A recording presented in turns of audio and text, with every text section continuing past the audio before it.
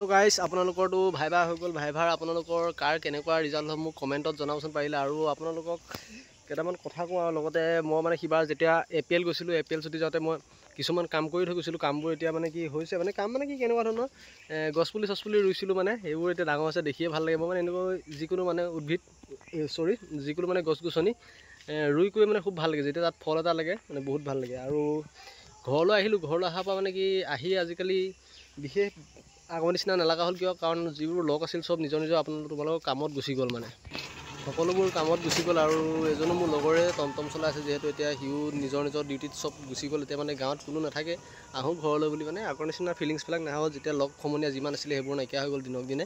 আপোনালোকৰ ক্ষেত্ৰতো তেনেকুৱা হ'ব বহুত দিনৰ পিছত। আপোনালোকে সেইকাৰণে কাম যি মানে জব সোনকালে লোৱাৰ চেষ্টা কৰক পাৰিলে, নহ'লে এসময়ত আপোনালোকে নিজকে মানে অলপ ভাল নালাগে আৰু মানে গাঁৱত থাকিবলৈও।